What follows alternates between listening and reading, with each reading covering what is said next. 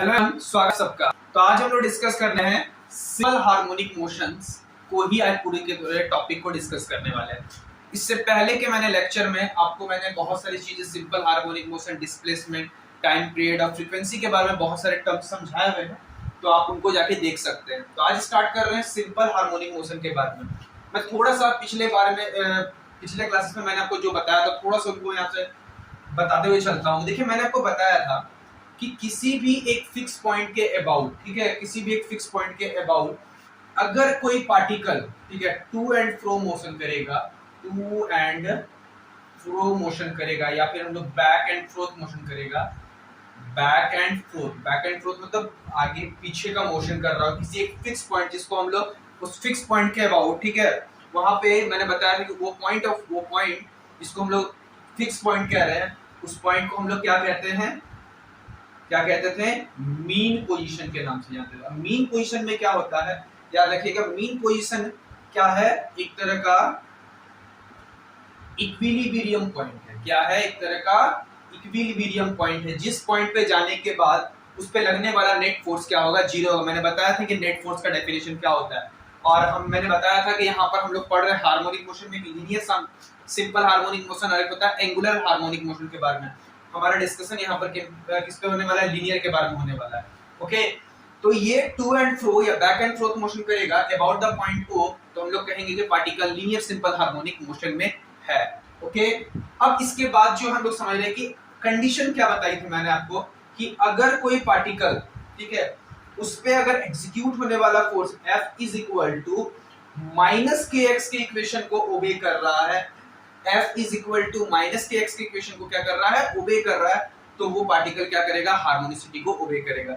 यहाँ पर मैंने n बताया था, n की वैल्यू मैंने ऑड बताई थी, क्योंकि ऑड में ही पार्टिकल पे क्या लगने वाला है, जो बैक लगने के लिए, जो उसको वापस उसके पोजीशन पे आने के लिए क्या फोर्स प्रोवाइड करता है, रीस्टोरिंग फोर्स प्रोवाइड करता है। ठीक है, क्या होता है, रीस्टोरिंग फोर्स प्रोवाइड करता है। तो रीस्टोरिंग फोर्स का मतलब क्या है, जैसे कि पार्टिकल अगर इस साइड पॉजिटिव की तरफ जा रहा है, अगर x पॉजिटिव है तो फोर्स नेगेटिव हो जाएगा, अगर x नेगेटिव है तो फोर्स पॉजिटिव हो जाएगा। यानी बिल्कुल फोर्स और डिस्प्लेसमेंट एक दूसरे के अगर ऑपोजिट हो जाते हैं, तो इसका मतलब बॉडी को वो फिर से उसी पोजीशन पे लाने की कोशिश कर रहा है, तो हम लोग कहेंगे कि उस बॉडी पे रिस्टोरिंग फोर्स लग रहा है and the particle executing harmonic motion. Okay, तो इतनी सब बातें को हम लोग जान चुके हैं।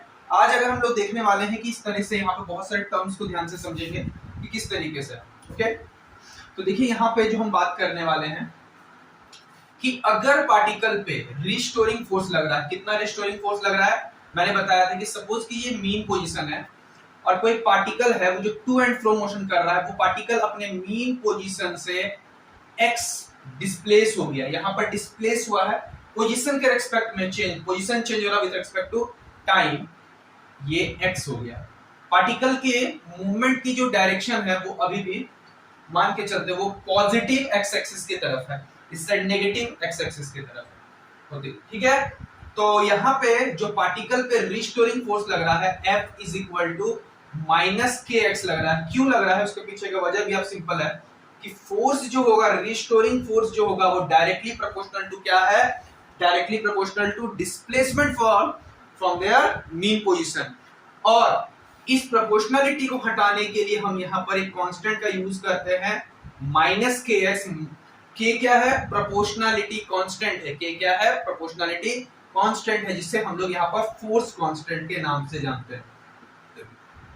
किसे क्या जानते हैं, इसे हम लोग फोर्स कांस्टेंट के नाम से जानते हैं। और ये नेगेटिव साइन क्या डिनोट कर रहा है कि फोर्स जो है रिस्टोरिंग है।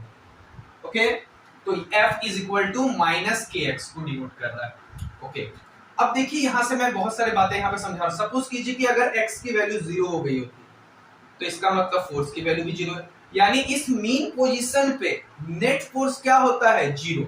यानी मीन पोजीशन डिसाइड करने का क्या तरीका है कि एक ऐसा पोजीशन जिस पे लगने वाला नेट फोर्स 0 है, नेट फोर्स 0 है, यानी हम लोग कह सकते हैं कि उस पार्टिकल पे लगने वाला एक्सेलरेशन भी क्या है, 0 है। ठीक है, एक बार मैं देख ले रहा हूं वीडियो चल रही है कि नहीं चल रही। हाँ, ओके, तो अगर यहाँ पर लगने वाला नेट फोर्स क्या है, 0 है, तो दैट मीन्स है कि वो पॉइंट क्या है, इक्विलिब्रियम पॉइंट है। ओके, स्टेबल पॉइंट भी कह सकते हैं। यहाँ तक बात आपको समझ में आ गई। अब इसमें थोड़ा सा हम एनालिटिक वर्क करने की कोशिश करते हैं कि बहुत सारे टर्म्स अभी हम लोग को आने वाले दिखाई देंगे, जैसे कि एम्पलीट्यूड है, फेज है, एम, और भी बहुत सारे टर्म्स हम लोग देखने वाले। ठीक है, चलिए देखिए यहाँ पे सबसे पहले बात है कि F is equal to minus K X का अगर स्टैंडर्ड इक्वेशन को ओबे कर रहा है, यहाँ पे मैं लिख रहा हूँ F is equal to minus K X, और आपको पता है force is equal to m into a होता है, जहां m क्या है, यहाँ पे जो पार्टिकल मोशन कर रहा है उसका मास है। m a is equal to minus K X, तो a is equal to minus K by m into X हो जाएगा। इसको हमने ब्रैकेट में बंद किया। ये जो ब्रैकेट के अंदर आपको टर्म दिखाई दे रहा है, मैं उस टर्म को रिप्लेस कर रहा हूँ, k बाई m को एक टर्म से रिप्लेस कर रहे हैं ओमेगा स्क्वायर से, यानी omega is equal to root over k by m, जिसे हम लोग क्या कहेंगे, एंगुलर फ्रीक्वेंसी के नाम से जानते हैं। किसके नाम से जानते हैं? एंगुलर फ्रीक्वेंसी के नाम से जानते हैं। अगर आपने पहले से पढ़ा है तो आप इसकी ऐसा यूनिट मुझे कमेंट सेक्शन में बता सकते हैं, अदरवाइज हम इसके जो डायमेंशन है उसको भी आसानी से यहाँ से निकाल सकते हैं कि आप देख सकते हैं k बाई m क्या हो सकता है। ठीक है, चलिए देख सकते हैं, मैं बता देता हूँ कैसे क्या आएगा। जैसे k क्या है, फोर्स कांस्टेंट है, m क्या है, मास है। तो अगर आप खुद का कॉमन सेंस यहाँ से लगाते हैं, f is equal to minus K X, तो k हो जाएगा f बाई x हो जाएगा। फोर्स जो है, फोर्स का न्यूटन हो जाता है, और इसका क्या आता है, क्या आता है, मीटर आता है, तो न्यूटन पर मीटर, यानी k का जो ऐसा यूनिट कर सकते हैं वो हम लोग क्या यूज करेंगे, न्यूटन पर मीटर यूज कर सकते हैं। और मास का तो आपको पता है, ये जो स्मॉल मास है वो क्या होता है, मास का क्या होता है, केजी होता है, मास का क्या होता है, केजी। और आप ये भी जानते हैं कि हम न्यूटन को लिख सकते हैं फिर से मास इनटू एक्सेलरेशन। ओके, तो यहां से आप सीधा सीधे लिख सकते हैं, ये केजी मीटर पर सेकंड स्क्वायर हो जाएगा। ओके, न्यूटन को हम क्या लिख सकते हैं, केजी मीटर पर सेकंड, और यहाँ पर 1 मीटर है तो मीटर और मीटर कैंसिल आउट हो जाएगा, यानी केजी पर सेकंड स्क्वायर, के का हम लोग यूनिट यूज कर सकते हैं। ओके, ये भी यूनिट का यूज कर सकते हैं। और जब हम इसे यहाँ पे पुट करते हैं तो आप देख सकते हैं केजी पर सेकंड स्क्वायर और केजी और केजी कैंसिल आउट हो जाएगा, पर सेकंड यानी सेकंड बन जाएगा। ठीक है, पर सेकंड हो जाएगा, यानी ये एक तरह का पर सेकंड है। पर सेकंड मैंने आपको बताया था, पर सेकंड यानी जिसको हम लोग यहाँ पे हर्ट्ज भी लिखते हैं।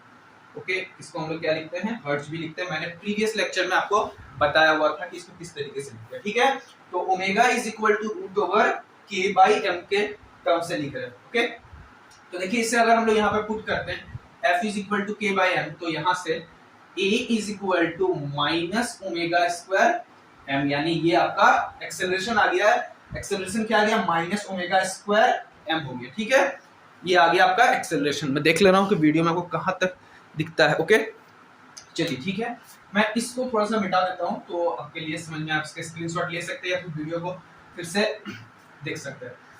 अगर a is equal to minus omega square m है, अगर मैं इसको यहां लिख रहा हूं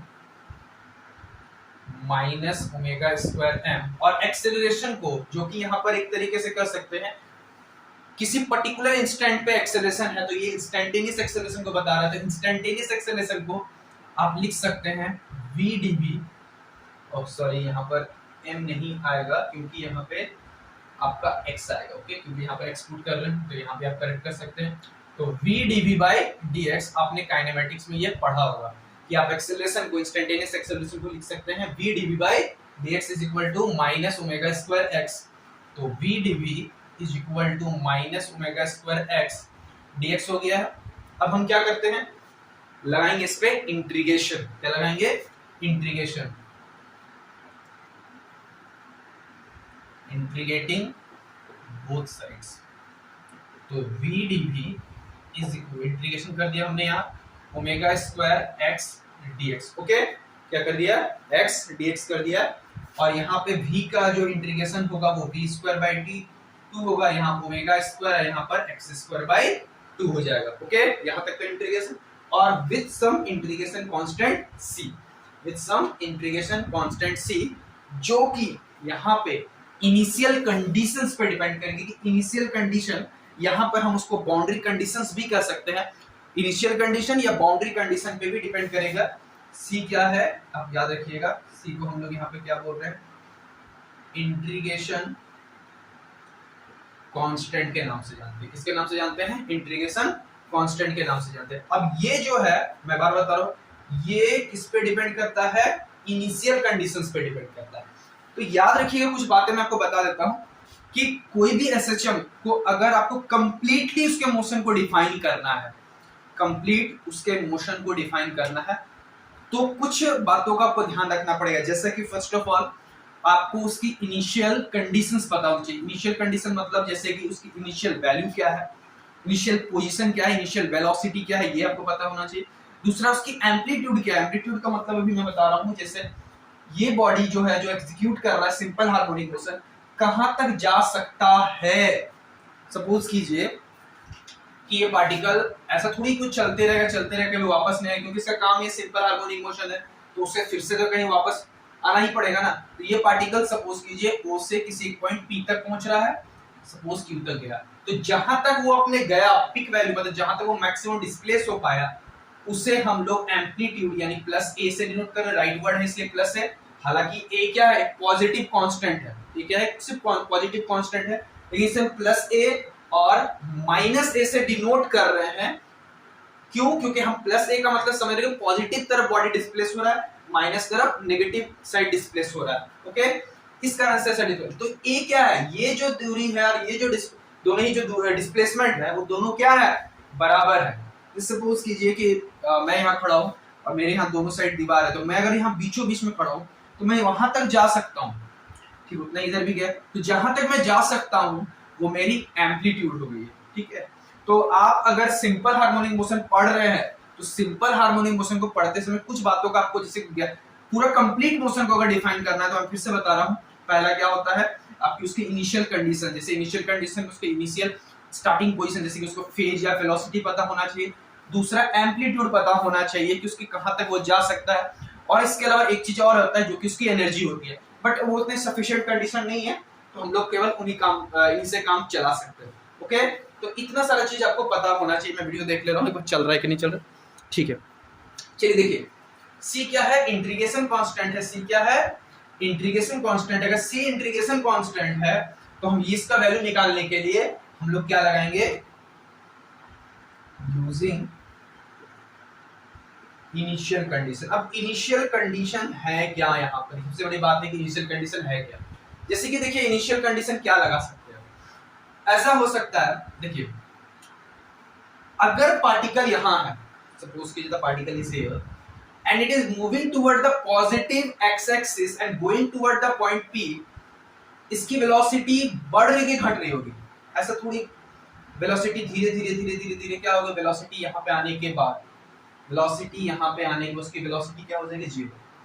क्योंकि अगर ऐसा थोड़ी वेलोसिटी हमेशा बढ़ती रहती तो पार्टिकल और भी आगे चला जाता ना। तो इसके बाद में O से P के दौरान जब वो मूव कर रहा होगा तो उस पार्टिकल की वेलोसिटी क्या हो रही होगी, डिक्रीज हो रही है। और जब वो पॉइंट P पे पहुंचेगा तो वो रुक जाएगा, और उसके बाद वो बैकवर्ड में रिस्टोरिंग फोर्स को वापस लाएगा, और जो फिर से वो वहां से वो पॉइंट से गुजरेगा तो उस समय उसकी वेलोसिटी मैक्सिमम होगी। इन सारे चीज को हम देखेंगे, लेकिन अभी यहाँ पर हम लोग सिर्फ यही मान चल रहे हैं कि पार्टिकल जैसे जैसे आगे बढ़ रहा है उसकी वेलोसिटी O से P के दौरान या फिर O से Q के दौरान भी आप जाएंगे, तो जब वो P पे पहुंचेगा तो उसकी वेलोसिटी 0 हो जाएगी। यानी जब कंडीशन क्या, मैंने आपको कंडीशन बताया, if x is equal to a, either plus है आइदर माइनस, तो उस पार्टिकल की वेलोसिटी क्या हो जाएगी, 0 हो जाएगी। ठीक है, ये कंडीशंस मैंने प्रोवाइड किए। मैंने अभी बताया कि अगर आपको जानना है सिंपल हार्मोनिक मोशन का कंप्लीट एनालिसिस करना है तो आपको इस चीज को ध्यान में रखना पड़ेगा। ठीक है, तो x is equal to a पे भी अगर 0 है तो अगर हम इसको यहाँ पे पुट करते हैं तो 0 हो जाएगा। ये टर्म आपका omega square a square by 2 plus c, that means आपका जो इंटीग्रेशन कांस्टेंट है उसका वैल्यू आ जाएगा omega square a square by 2, यानी ये आपका c यानी इंटीग्रेशन कांस्टेंट निकल गया। ओके, तो ये आपका इंटीग्रेशन कांस्टेंट की वैल्यू आपका यहां तक निकल गया है। अब इस c की वैल्यू को हम लोग यहाँ पे, तो यहां तक समझ में आने के बाद हमने c का वैल्यू निकाल लिया है। अब देखते हैं c की वैल्यू को यहां जब पुट करते हैं तो क्या आता है, v square by 2 is equal to minus omega square x square by 2 plus omega square a square by 2। ठीक है, सारे के सारे डिनोमिनेटर से 2 कैंसिल आउट हो जाएगा, ओमेगा स्क्वायर कॉमन आ जाएगा, तो V square is equal to omega square a square minus x square, और यहां से स्क्वायर हटाएंगे तो omega plus minus root over a square minus x square. ये क्या निकल गया है? ये निकल गया है velocity of the body at any displacement at any position. ठीक है, किसी भी पोजीशन में आप निकालना चाहे, पोजीशन के रिस्पेक्ट में अगर आप निकालना चाहते हैं तो वो निकालने का फॉर्मूला हो गया। ठीक है, तो ये क्या है? This is the formula for the velocity at any displacement, ये किसी भी एक डिस्प्लेसमेंट पे। ठीक है, अगर मैं हो सकता है यहाँ पर थोड़ा स्लो पढ़ा रहा हूँ, मैं बता रहा हूँ, लेकिन मैं थोड़ा सा डीप एनालिसिस में ही बता रहा हूँ। अगर आपको लगता है कि मैं स्लो जा रहा हूँ तो कमेंट सेक्शन में कमेंट करके बता सकते हैं कि क्या मुझे स्पीड तेज करनी चाहिए कि ऐसी कंडीशंस पे ऐसे स्लो होना चाहिए। ठीक है, v is equal two plus minus omega इतना कर देते हैं। अगर हम बात करते हैं, देखिए इससे हम किसी भी अलग अलग पोजीशन पे कैसे करके निकालते हैं। सपोज कीजिए कि अगर हमने v को, सपोज कीजिए ऐसा, अगर x को हम यहाँ पे 0 ले लेते हैं, x को 0 किया मतलब कि ओरिजिन पे ही है, यानी वो अपने मीन पोजीशन पे है, तो v is equal two plus minus omega a, जो कि इसका मैक्सिमम वैल्यू होता है, जो कि इसका क्या होता है? मैक्सिमम। प्लस इधर जाने को डिनोट करेगा, माइनस इधर जाने को डिनोट करेगा। ठीक है, इतना दूर आपको शायद बात समझ में आ गई है। अब अगर बात करते हैं, अगर x को हम a कर देते हैं, जैसे ही हम लोग x को यहाँ पर a करेंगे तो यहाँ पर a और a कैंसिल आउट हो जाएगा, यानी b की वैल्यू क्या आ जाएगी? 0। b की वैल्यू क्या आ जाएगी? 0 आ जाएगी। तो यहाँ से हम अलग अलग पोजीशन पे अलग अलग उसकी वेलोसिटी निकाल देते हैं। सपोज कीजिए कि किसी भी एक टाइम पे वो पॉइंट, सपोज कीजिए m पे पहुंच गया है, यही वो पॉइंट है, और x इज इक्वल टू, अगर हमें a/2 पता है, एम्पलीट्यूड के हाफ पे पहुंचा हुआ है, तो v इज इक्वल टू, अगर यहाँ पर देखते हैं प्लस माइनस, यहाँ पर पुट करते हैं a square minus a square by 4, तो v is equal two plus minus. अच्छा, यहाँ पे हम लोग बॉडी को किधर जाते हुए ले रहे हैं? राइट साइड, तो हम लोग केवल यहाँ प्लस को देखेंगे, माइनस को नहीं देख सकते। ठीक है, मैंने यहाँ लेफ्ट में रहता तो यहाँ माइनस लिख के चलते। ओमेगा यहाँ से आ गया आपका √3 ओमेगा a बाई 2। ठीक है, तो ये अलग अलग पोजीशन में अलग अलग वेलोसिटी निकालने का क्या हो गया है? आपका जनरल फॉर्मूला हो गया है, आप वेलोसिटी निकाल सकते हैं। ठीक है, velocity with respect to position की बात करते हैं। ओके, तो आई होप कि आपको यहाँ तक समझ में आ गया होगा, कोई दिक्कत नहीं है, क्योंकि यहाँ तक सिंपल हमने किया है कि हमने सबसे पहला यहाँ पे काम क्या किया कि c इंटीग्रेशन कांस्टेंट निकाला है, देन इसको हमने क्या किया है, इस तरीके से उसकी वेलोसिटी को कैलकुलेट कर लिया। ठीक है, आप चाहे तो इसका स्क्रीनशॉट ले सकते हैं। तो आई होप कि आपने यहाँ तक वेलोसिटी निकालने का तरीका सीख लिया है। ठीक है, अब हम लोग देखते हैं कि यहाँ पे कुछ बातों को और ध्यान में रख के चलते। ठीक है, हम लोग ऐसा मान के चलते हैं कि जो पार्टिकल है वो इनिशियली किधर मूव कर रहा है? राइट वर्ड मूव कर रहा है। ठीक है, आप लेफ्ट की तरफ भी ले सकते हैं, यानी वो अपने मीन पोजीशन से, ये हमने किसका नाम दिया था? P नाम दिया था, और इधर किधर नाम दिया था? Q। वो किधर मूव कर रहा है? इनिशियल कंडीशन पे अगर प्लस की तरफ लेके चलते हैं, यानी कि इफ द पार्टिकल, कहीं बॉडी के लिए यहाँ पर हम लोग सेम लेके चल रहे हैं कि particle is moving toward positive x axis, positive x direction की तरफ लिख लेते हैं, तो ऐसे कंडीशन में हम लोग केवल यहाँ पर पॉजिटिव सिंबल को लेके चलेंगे, तो v is equal two plus इतना हम लोग यूज कर सकते हैं। अगर आपको वेलोसिटी पता है तो आप अब वेलोसिटी को कैसे लिख सकते हैं? ध्यान से समझिएगा इस चीज को। v को आप लिख रहे हैं dx/dt, यानी इंस्टेंटेनियस वेलोसिटी, क्योंकि ये इंस्टेंटेनियस पोजीशन बता रहा है, velocity with respect to position है, omega root over a square minus x square. Check काम करते हैं हम लोग, x वाले टर्म्स को एक साइड कर लेते हैं,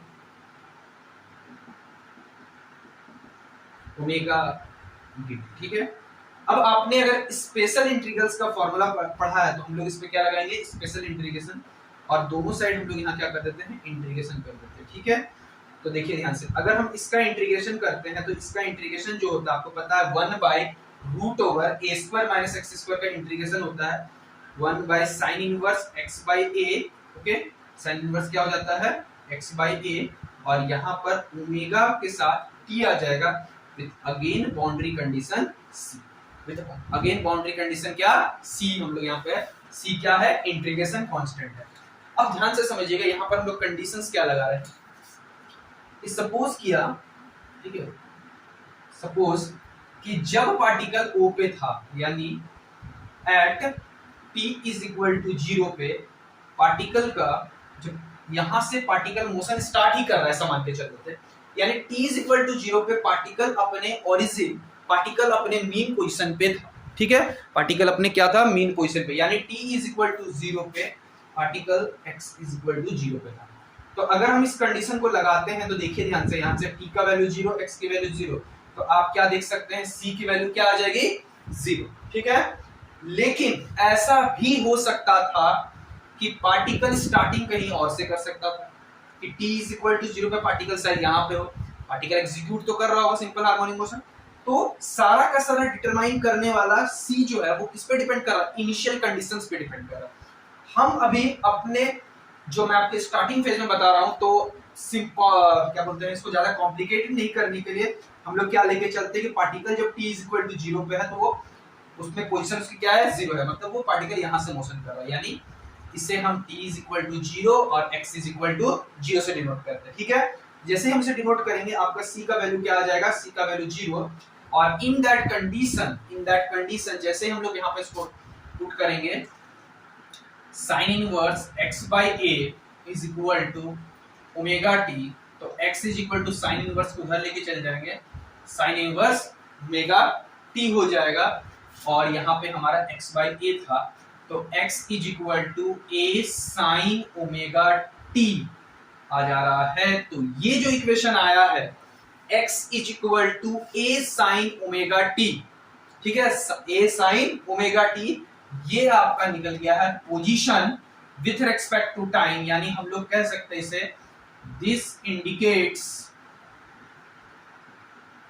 डिस्प्लेसमेंट ऑफ द बॉडी, आप कह सकते हैं पोजीशन है डिस्प्लेसमेंट ऑफ द पार्टिकल या बॉडी का विथ रेस्पेक्ट टू टाइम, यानी किसी भी एक टाइम पे अलग अलग जगह पे आप अलग अलग चीजें निकाल सकते हैं। ये हमने क्या यूज किया था कि t इज इक्वल टू 0 पे x इज इक्वल टू 0 होगा, लेकिन अगर ऐसा नहीं होता, सपोज कीजिए कि at t is equal to 0 पे x नॉट इक्वल टू 0 होता, यानी पार्टिकल यहाँ पे नहीं होगा, पार्टिकल किसी और पोजीशन पे होता, तब हम लोग c को एक और कांस्टेंट टर्म से डिनोट करते हैं फाई, जिसे हम लोग कहते हैं फेज कांस्टेंट। अब क्या बताता है नहीं बताता है उसके लिए आपको थोड़ा वेट करना पड़ेगा, लेकिन हम लोग इसे क्या बोलेंगे फेज कांस्टेंट के नाम से जानते हैं, ठीक है। तो अगर हम इस फेज कांस्टेंट को यहाँ पे c का वैल्यू 5 से डिनोट करते हैं, तो ध्यान से देखिए इसे हम जैसे यहाँ पुट करते हैं साइन इनवर्स क्या हो जाएगा, आपके पास जो इक्वेशन आ जाएगा x by a sine omega t plus 5, ठीक है, तो आपके पास x is equal to a sine omega t plus 5 आ जाएगा। तो ये जो इक्वेशन आ रहा है x is equal to a sine omega t plus 5, a क्या है एम्पलीट्यूड है, ओमेगा t प्लस क्या है, ये पूरा का पूरा क्या है फेज है, क्या है फेज है को बताता है, यानी ये जो एंटायर इक्वेशन आ रहा है x is equal to a sine omega t plus 5, ये पूरा का पूरा डिस्प्लेसमेंट को बता रहा है किसी भी पोजीशन को। मैंने आपको बताया था कि किसी भी सिंपल हार्मोनिक मोशन को समझने के लिए सबसे पहला उसका एम्पलीट्यूड आना चाहिए, जो कि मैंने बताया, और उसका टाइम के रिस्पेक्ट उसका इनिशियल कंडीशन फेज जो है एक इंपॉर्टेंट क्वांटिटी हो जाता है, जो कि इनिशियल कंडीशंस पे डिपेंड करता है। बेसिकली यहाँ इनिशियल कंडीशंस पे डिपेंड कौन कर रहा है, सी यानी फाई, यानी कोई भी कंप्लीट एसएचएम को शो करने के लिए आप इस इक्वेशन की मदद से समझ सकते हैं कौन कौन से पैरामीटर की जरूरत है, ए का, ओमेगा टी प्लस 5 का, टाइम के रिस्पेक्ट में आप 5 को डिनोट कर सकते, इनिशियल कंडीशंस पे डिपेंड कर रहा है, ठीक है। तो ये सारी बातें आपको आनी चाहिए, एकदम सिंपल सी बात है, ये स्टैंडर्ड इक्वेशंस है x is equal to a sin omega t plus 5। हालांकि ऐसा नहीं है कि आप यहाँ पे सिर्फ साइन ही लेके बना सकते हैं, क्योंकि हमने यहाँ पर कुछ कंसीडर किया है स्टार्टिंग से। हमने यहाँ पर माना कि पार्टिकल पॉजिटिव एक्स की तरफ स्टार्टिंग इनिशियली वो मूव कर रहा था, अगर वो पार्टिकल नेगेटिवली मूव करता तो हमारे इक्वेशंस जो हो जाते हैं वो थोड़े बदल जाते हैं, ठीक है। तो ये मैंने सिंपल के लिए आपको बताया है, आप चाहे तो इसके स्क्रीनशॉट ले सकते हैं। तो आज की बेसिकली क्लास में हम लोग इस वीडियो को छोटा ही रखेंगे, मैं पूरा कंप्लीट वीडियो नहीं बना रहा हूँ क्योंकि थोड़ी सी कुछ सर्कमस्टेंसेस ऐसी हैं। मैं छोटे छोटे पार्ट्स में कोशिश करूंगा कि आपको पूरा का पूरा वीडियो प्रोवाइड करने की कोशिश, सिंपल हार्मोनिक मोशन से रिलेटेड। अगर आपको वीडियो अच्छा लग रहा हो तो you know that what you have to do. ठीक है, थैंक यू।